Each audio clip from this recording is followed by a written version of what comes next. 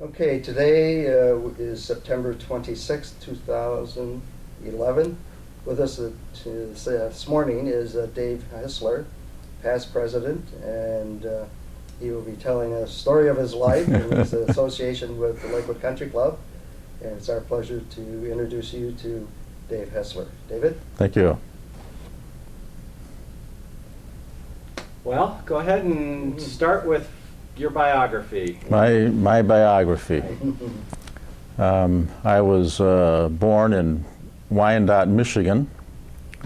Hearsay, Your Honor. It is hearsay. That's what they tell me anyway. I've never even seen the original record, but that's what my mother tells me, and my mother's never told me a lie. So she has credibility in my court. My father was a Lutheran minister and served various parishes around the Michigan area for his career. So we moved from place to place.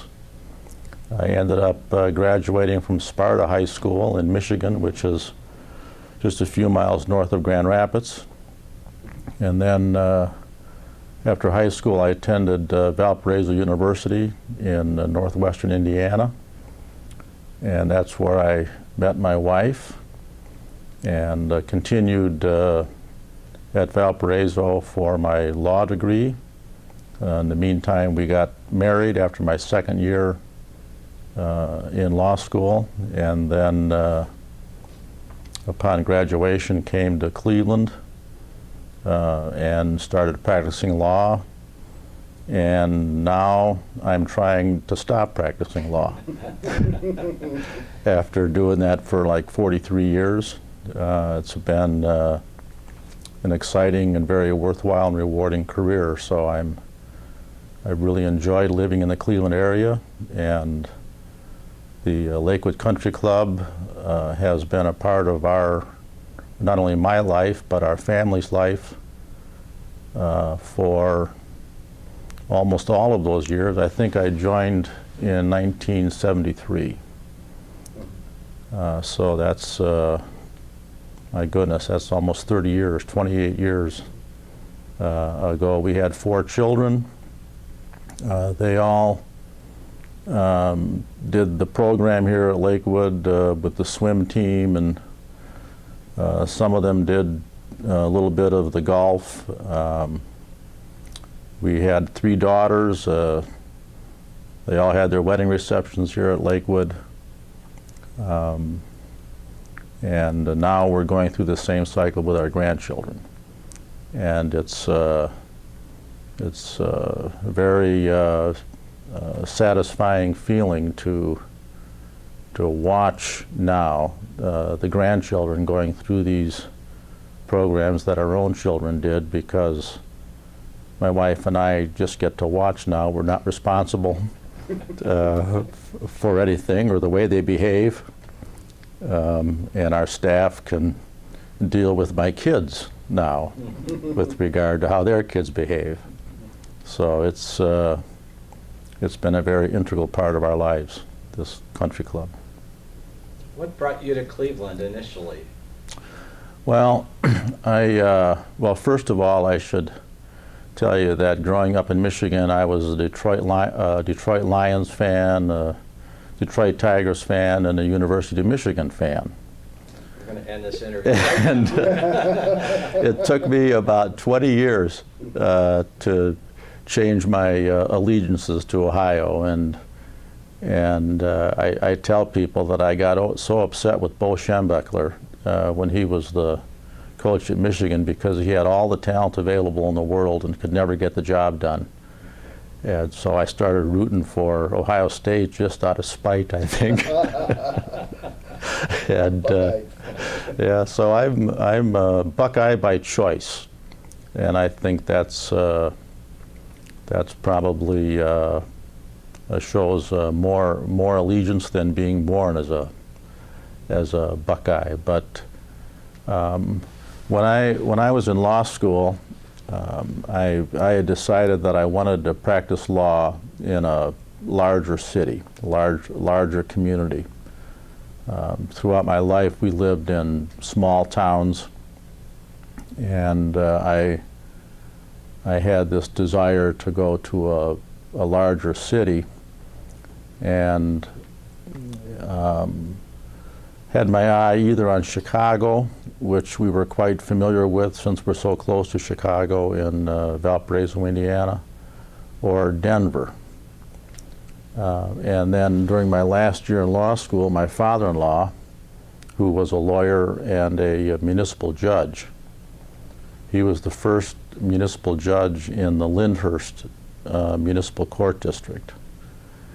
And in those days, that was a part-time position based on the population. And so he would have evening sessions, and then during the day on some occasions. But he approached me one day and indicated that when the 2000, when the not the 2000, what would it be, 60, when the 1970 census, this was in 68, so he said when the 1970 census is done, is completed, this court district is going to become a full-time position because the population has increased so much over the years. And he would have to make a choice then as to whether he wanted to be a full-time judge or a full-time lawyer. And so he made a proposition to me that if I would come and practice with him, he would just fill out his term, which ended, I think, in '72. And then we would practice together on an ongoing basis. And so I thought about that for about 2 minutes and said, that sounds like a nice program. So I made that decision, and my wife and I moved back here to Cleveland, and I took the Ohio bar exam, which I was very relieved to find out that I passed. I tell people today that the Valparaiso University Law School passing percentage for the 1968 bar exam was the same as Harvard. And we were 1 for 1, and they were 11 for 11. Okay. So on a percentage basis, I think that makes us equal. Absolutely. That's a good number. Yeah, so we, my father-in-law and I then practiced together. Unfortunately, after 9 years, in '77, he passed away because of a sudden heart attack. And I continued the practice, and then kept building it up over the years, and I'm very very pleased that my son and our youngest daughter are both lawyers in our firm, and my son also is a member here at the country club as of the last number of years. So hopefully the connection with this country club will continue with our family. You lived on the east side then? No, we lived in, our in-laws lived on the east side. And we lived in North Olmsted when we started. So we lived in North Olmsted, and then we lived in, well, we had 2 homes in North Olmsted, and then moved to Westlake. Right, okay. So you never really were a resident of the east side? No. Your office was, I assume, still on the east side? No, our offices, we were downtown when we started with my father-in-law, but we're now on Rockside, which is by 77 and 480. Yeah. Good location. Good. All right. Tell us a little bit more about your children and grandchildren. Well, the relationship over the years with our children and the club per se Well, it was kind of unique because the staff here would almost be assistant nannies. I mean, they would almost raise the kids. They knew their names. Our children knew them. We would, bring them out. Our usual routine during the year was we'd go to church on Sunday mornings at 8 o'clock service, and then we would bring them out here for breakfast, plus other occasions, obviously. But that Sunday routine, and it was just a very comfortable atmosphere because all of the waitresses and waiters and other staff people would be very, very friendly, and it was a place that our kids would really enjoy coming to. I can remember this was before we had the renovation where we added what do we call that downstairs? The eating area, the grill? The pub? The pub, whatever. Every time I think about it, it has a different name, but that was not part of it. We just had the old part of the pub, and there was a big round table in one corner that we would sit at every Sunday when we came because we needed a place for 6. And it was almost like they would have that ready for us when we came in, and we didn't make reservations or anything. I remember this one Sunday morning. It was raining pretty hard, and the golfers got rained out. And so they were all waiting for the rain delay, and they were all hanging around in the grill area and in the men's grill area. And we came walking in, and Paul Williams, remember Paul? Sure. Paul Williams, he and some of the guys he was playing with were sitting at our table. And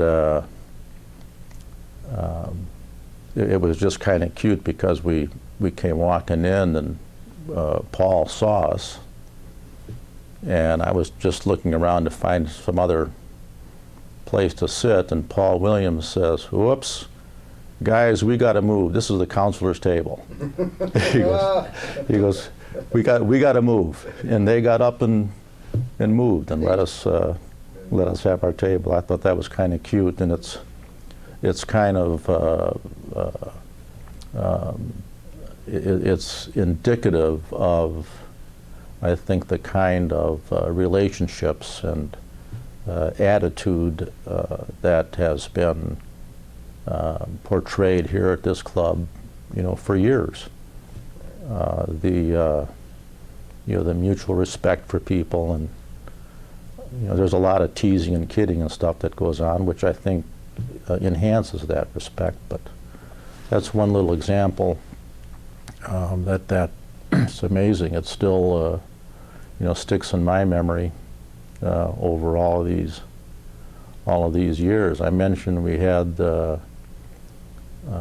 3 receptions here for our daughters, and it was kind of interesting because if anybody has raised daughters, and I have to be very careful on what I say. It was a pleasure, obviously.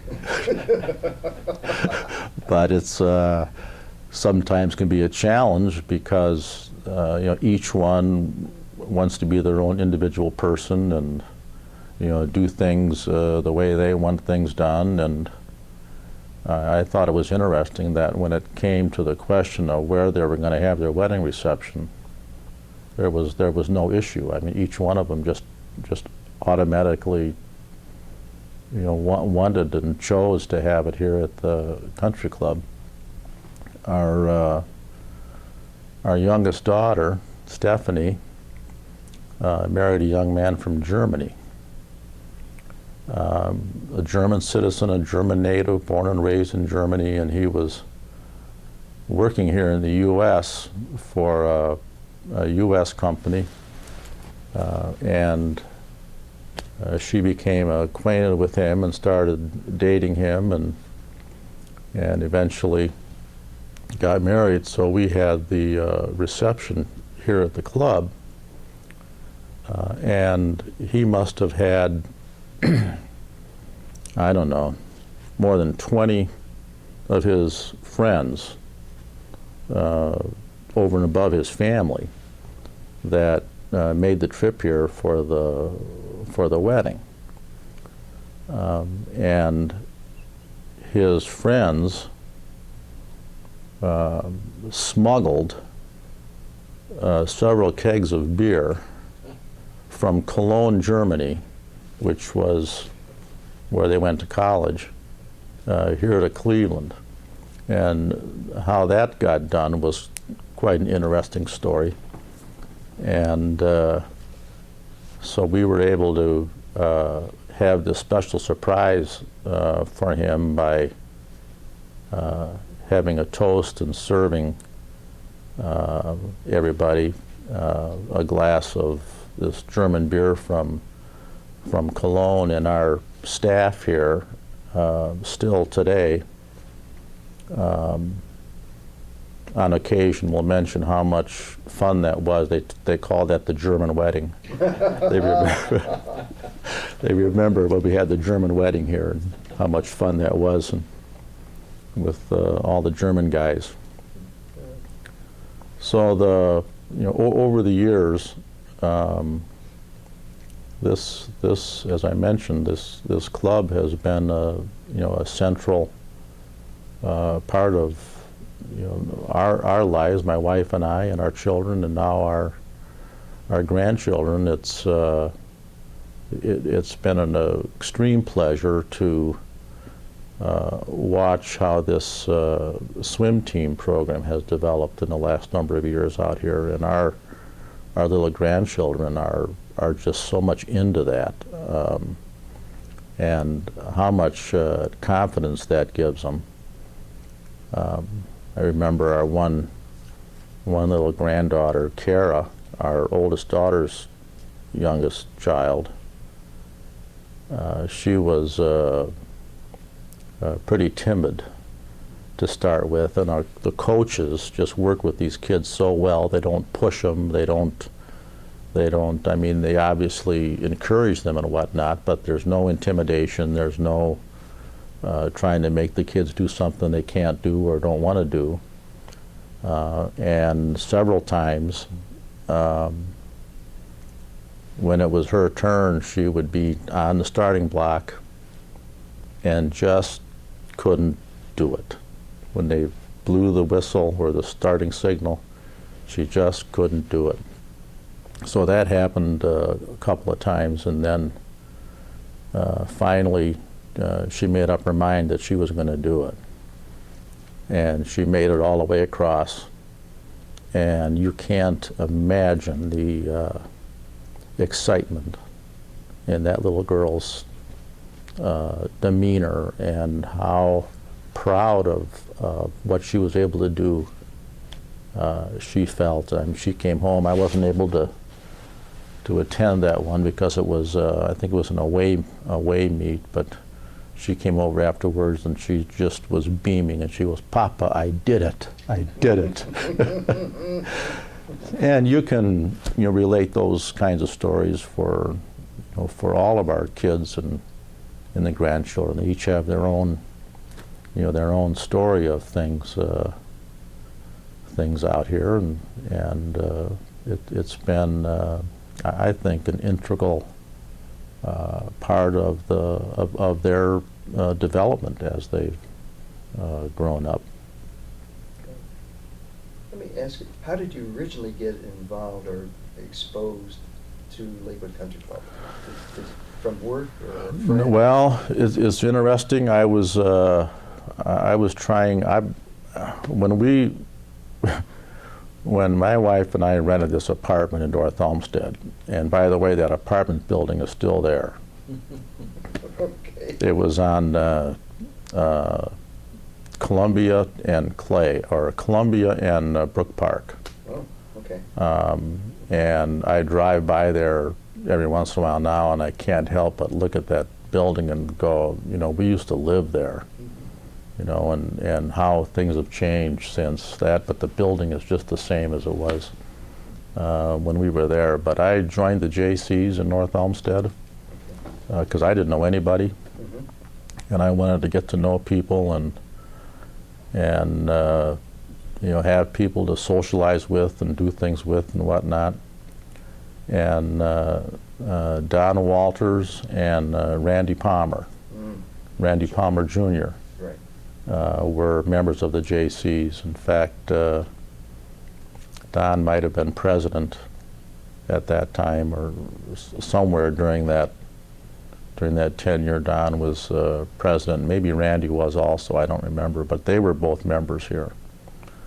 And Don was also my dentist. Okay. And so he would talk about the club, and actually he brought me out here one time to play.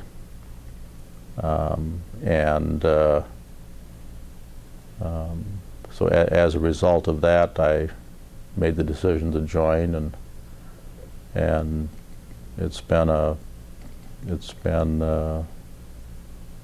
you know, a very enjoyable experience ever since. I think I mentioned that. I think that was in 1973. Well, with all the family events and functions out here, do you have a Bernie Hairston story to share with us? Oh, Bernie's just, I mean, you just got to love the guy. I think he probably has developed a very unique relationship with almost every member out here. He always has some special thing he remembers, or some special thing that happens, and Bernie he has this, even with our children now and grandchildren, you know, he'll apologize to them for their grandfather, and you know, and it's like, oh, it's nice to see you guys, you know, did you have to bring him, you know, stuff, and then he'll go, oops, I didn't mean to say that, you know. But he's been a real blessing and attribute of this club over the years, and it's always nice to see him at functions. He's been the host, so to speak, at all the wedding receptions that we've had, and other you know, types of private events that we've scheduled out here, and dinners and receptions and things. He's always very, very accommodating, very gracious, and it's been a pleasure to, you know, to have him involved in the program over the years. Well, tell us about getting started with the club. I mean, were you able to spend weekends out here playing, or? I didn't have that much time to play, actually, so I would try, maybe I could get out on a Wednesday afternoon, which in those days they referred to as the doctor's day. That's right. Because all the doctors would play on Wednesdays. Now they seem to play every day, so I don't know Yes. what's changed over the years, but they used to call that doctor's day. So I would try to do that.